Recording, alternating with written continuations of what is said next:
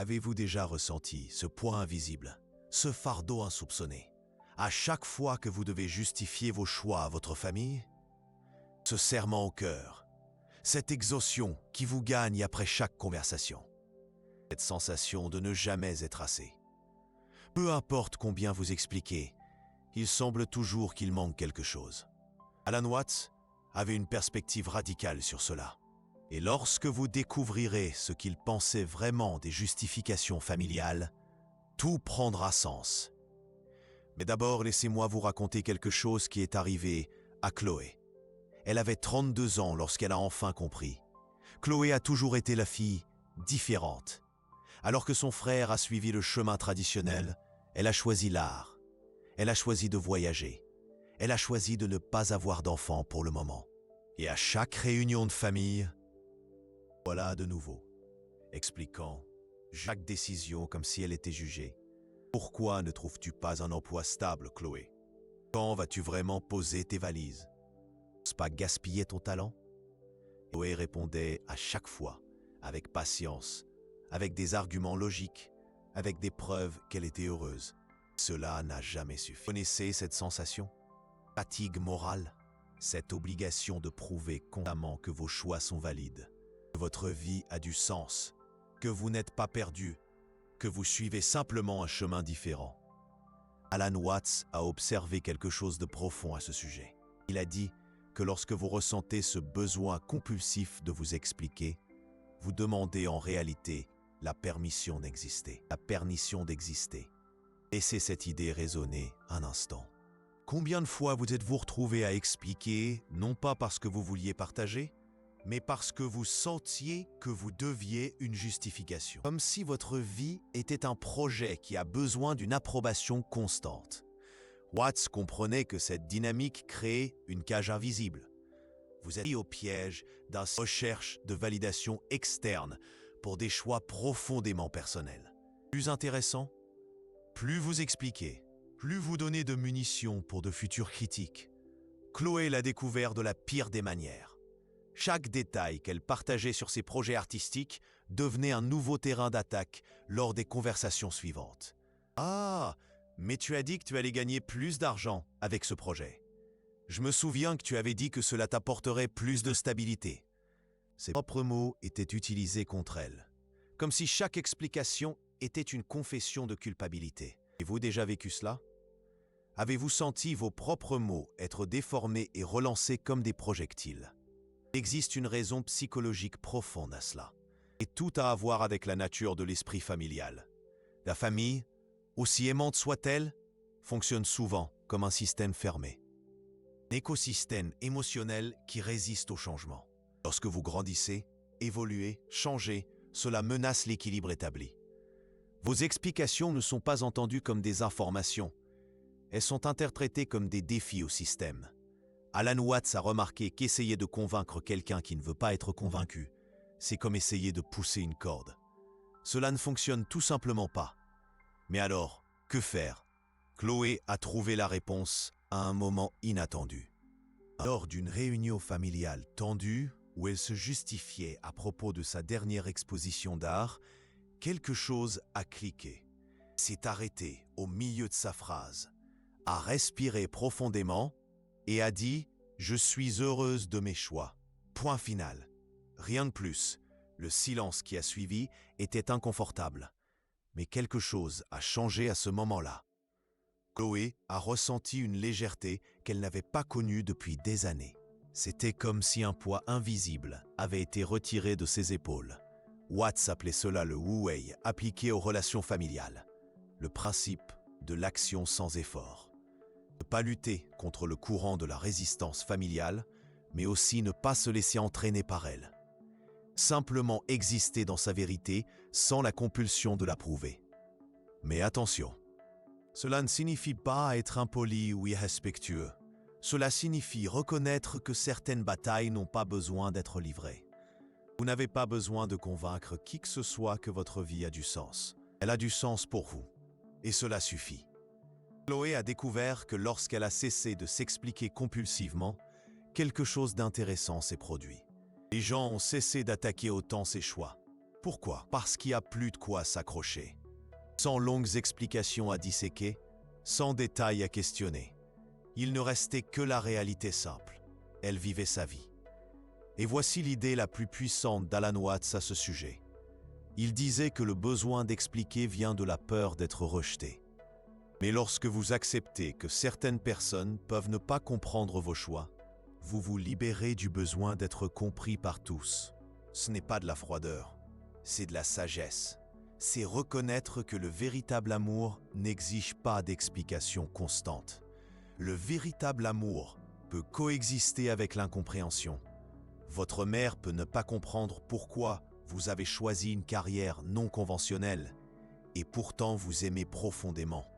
Votre père peut remettre en question vos décisions et être encore fier de qui vous êtes. La difficulté ne réside pas dans le manque d'amour. Elle réside dans l'attente que l'amour doive s'accompagner d'une compréhension totale. Watts enseignait que cette attente est une source infinie de souffrance inutile. Pensez à combien d'heures de votre vie vous avez déjà passé à essayer de faire comprendre à quelqu'un quelque chose qu'il n'est tout simplement pas prêt à comprendre. Combien de conversations frustrantes, combien de nuits blanches à chercher la réponse parfaite qui leur ferait enfin voir votre point de vue. Toute cette énergie aurait pu être utilisée pour vraiment vivre votre vie. Chloé s'en est rendue compte 6 mois après avoir commencé à pratiquer la non-explication. Elle était plus créative, plus productive, plus présente dans ses relations amoureuses et amicales. C'était comme si toute l'énergie qu'elle dépensait à se défendre était maintenant disponible pour créer. Avez-vous déjà imaginé à quoi ressemblerait votre vie si vous n'aviez pas besoin de dépenser de l'énergie émotionnelle à vous justifier constamment? Comment serait ça de se réveiller en sachant que vos choix sont valides simplement parce qu'ils sont les vôtres? Watts avait une phrase que Chloé a gardée dans son cœur. Vous n'êtes pas un projet en construction qui a besoin d'une supervision constante. Vous êtes une œuvre d'art en mouvement. Une œuvre d'art en mouvement, cela signifie que vous êtes toujours en évolution, toujours en train de changer, toujours en train de vous découvrir. Et les œuvres d'art n'ont pas besoin de s'expliquer. Elles existent simplement et touchent ceux qui sont prêts à être touchés. Mais laissez-moi être complètement honnête avec vous. Cesser de s'expliquer n'est pas facile au début. Il y a une impulsion presque physique à justifier. Surtout lorsque vous voyez cette expression de désapprobation sur le visage de quelqu'un que vous aimez. Votre cœur s'accélère. Votre esprit commence à formuler des arguments. Vous ressentez le besoin urgent de réparer les malentendus. C'est comme un réflexe conditionné. Chloé m'a confié que, les premières semaines, elle a ressenti une sorte de manque émotionnel. Son esprit était tellement habitué à expliquer que le silence lui semblait contre nature. Mais voici le secret qu'Alan Watts a découvert. Ce malaise initial est un signe que vous êtes en train de briser un schéma addictif. Oui, addictif. Le besoin d'expliquer et d'être compris de devenir une dépendance émotionnelle. Vous devenez accro à l'approbation que vous recevez lorsque vous parvenez enfin à convaincre quelqu'un. Et comme toute addiction, le sevrage est inconfortable mais nécessaire. Watts suggérait de commencer petit, choisir une situation à faible risque pour pratiquer la non-explication. Peut-être lorsqu'on vous demande pourquoi vous avez commandé ce café précis ou pourquoi vous avez choisi cette tenue. Au lieu de développer, simplement, c'est ce que j'ai voulu aujourd'hui. Donc, tu puis, chope. Ressentez cette sensation d'étrange de ne pas combler le silence avec des justifications. Chloé a commencé comme ça, avec des petites choses, a gravi les échelons après quelques semaines de pratique avec des décisions mineures. Et nous arrivons au point qui pourrait tout changer pour vous. La différence entre expliquer quand vous le voulez et expliquer quand vous sentez que vous le devez. Watts enseignait que partager notre vie peut être un acte d'amour. Mais lorsqu'il devient une obligation, il cesse d'être de l'amour et devient une performance. Vous pouvez choisir de parler de vos projets, de vos rêves, de vos décisions, mais non pas parce que vous devez des explications, mais parce que vous voulez partager. C'est une différence subtile, mais révolutionnaire. Lorsque Chloé a commencé à fonctionner de cette manière, les conversations familiales ont complètement changé. Elle partageait ce qu'elle voulait partager, quand elle voulait le partager. Et lorsque quelqu'un insistait pour obtenir plus de détails ou de justifications, elle disait simplement « C'est tout ce que j'ai à partager pour le moment ». Sans colère, sans défensive, juste de la clarté. Certains membres de sa famille ont été frustrés au début. Ils étaient habitués aux longues explications de Chloé. Mais avec le temps, ils ont appris à accepter cette nouvelle dynamique. Et le plus intéressant, elle a réalisé que les gens commençaient à la respecter davantage. Il y a quelque chose chez l'être humain qui respecte les limites claires et gentilles. Lorsque vous cessez de vous expliquer compulsivement, vous communiquez une confiance silencieuse en vos choix. Et cela est magnétique. Mais voici la partie qu'Alan Watts considérait comme la plus importante. Et c'est de cela que nous allons parler dans la suite de cette conversation. Comment transformer cette pratique de ne pas s'expliquer en quelque chose de beaucoup plus profond? Comment l'utiliser pour découvrir qui vous êtes vraiment lorsque vous n'essayez rien prouver à personne? Parce qu'au fond, arrêter de s'expliquer ne concerne pas les autres personnes. Il s'agit pour vous de récupérer votre énergie vitale. Il s'agit pour vous de redécouvrir la personne authentique qui existe sous toutes ces couches de justification. Chloé l'a découvert. Et cela a changé non seulement la façon dont elle se lia à sa famille, mais aussi la façon dont elle se lia à elle-même. Êtes-vous prêt à découvrir ce qu'Alan Watts pensait vraiment de l'identité authentique et comment cela se connecte à notre besoin compulsif de s'expliquer? Ce qui va suivre va vous surprendre. Alan Watts avait une théorie fascinante sur la raison pour laquelle nous nous expliquons autant. Il croyait que derrière chaque explication compulsive, il existe une question non verbalisée.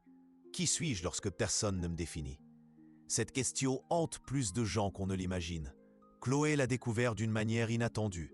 Après des mois de pratique de la non-explication, elle a remarqué quelque chose de troublant. Dans les moments qu'elle n'avait pas besoin de se défendre ou de se justifier, une sensation étrange émergeait. Une sorte de vide. Comme si, sans la performance constante d'expliquer qui elle était, il restait une question effrayante. Mais alors, qui était-elle vraiment?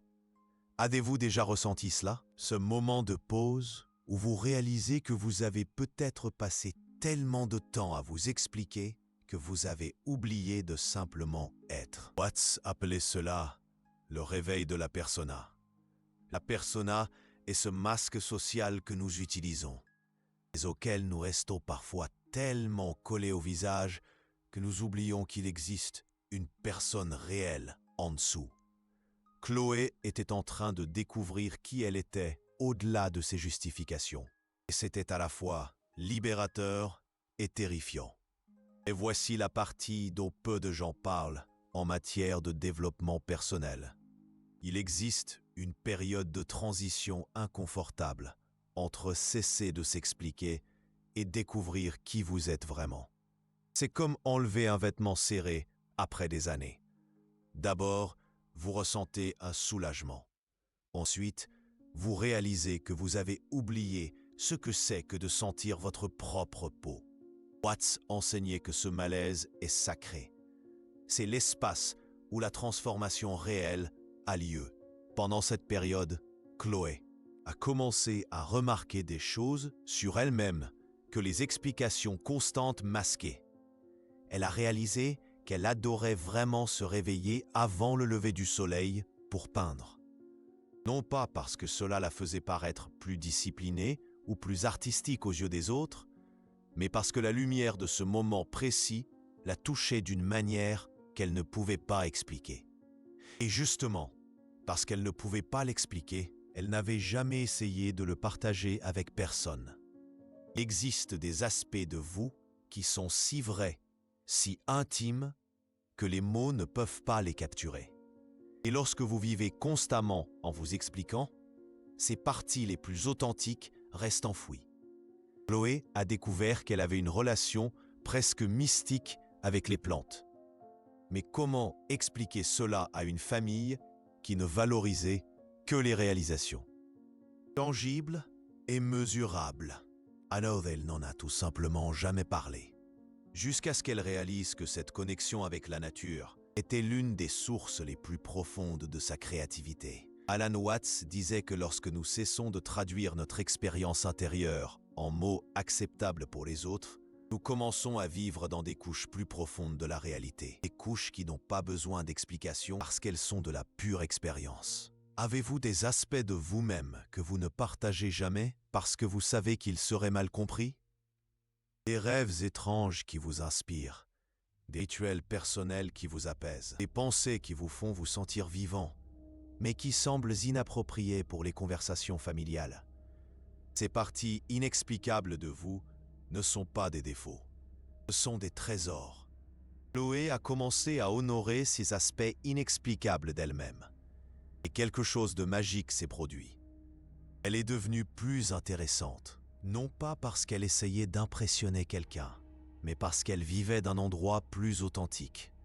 L'authenticité a un magnétisme naturel. Les personnes autour d'elle ont commencé à remarquer un changement. Elle était plus présente, plus centrée, moins anxieuse de plaire. Watts expliquait cela à travers le concept de Wu Wei, l'action sans effort.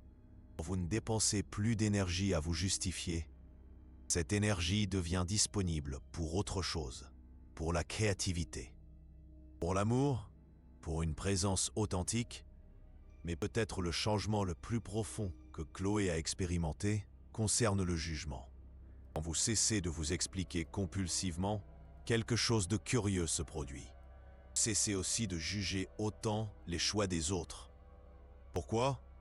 Parce que vous comprenez viscéralement que chaque personne possède des couches d'expérience qui ne peuvent pas être facilement expliquées ou comprises. Chloé a réalisé qu'elle jugeait les choix conventionnels de son frère de la même manière qu'il jugeait ses choix non conventionnels. Tous deux étaient pris au piège de la même dynamique d'incompréhension mutuelle. Quand elle a arrêté d'essayer de lui faire comprendre ses choix, elle a aussi cessé d'avoir besoin de comprendre les siens pour les respecter. Cela a créé une paix familiale qu'elle n'avait pas connue depuis des années. Alan Watts enseignait que le jugement constant, qu'il soit dirigé vers nous-mêmes ou vers les autres, est un gaspillage d'énergie vitale. Une énergie qui pourrait être utilisée pour vivre, créer, aimer, grandir. Et soyons pratiques maintenant. Comment appliquez-vous cela dans votre vie réelle, surtout lorsque la pression familiale est intense, lorsque vous êtes bombardé de questions, de critiques, de suggestions non sollicitées? Chloé a développé ce qu'elle appelle la technique du miroir d'eau. Quand quelqu'un lançait une critique ou une question chargée en sa direction, au lieu d'absorber et de réagir, elle imaginait que ces paroles étaient des pierres jetées à la surface d'un étang. Les pierres faisaient des vagues, mais ne changeaient pas la nature profonde de l'eau. Elle écoutait, elle reconnaissait, mais elle n'absorbait pas cela comme une vérité sur elle-même. « N'aura jamais d'enfant ?» Au lieu d'expliquer ses raisons, ses peurs, ses projets, elle répondait simplement « Je saurai quand le moment sera venu pour moi. Et si c'est trop tard, je m'occuperai de ça quand ça arrivera. » Sans colère, sans défense, juste une clarté sur ses limites. Cette approche créait un espace intéressant. Les gens n'avaient plus où s'accrocher. Il n'y avait pas d'arguments à déconstruire, de détails à questionner. Il n'y avait que Chloé, centrée sur sa propre vérité. Watts dirait qu'elle avait trouvé son centre de gravité émotionnel, un point en elle qui ne bougeait pas, indépendamment de la tempête extérieure. Mais attention, cela ne s'est pas produit du jour au lendemain. Chloé a pratiqué pendant des mois. Il y a eu des moments où elle a cédé à la pression et est retournée à ses explications compulsives.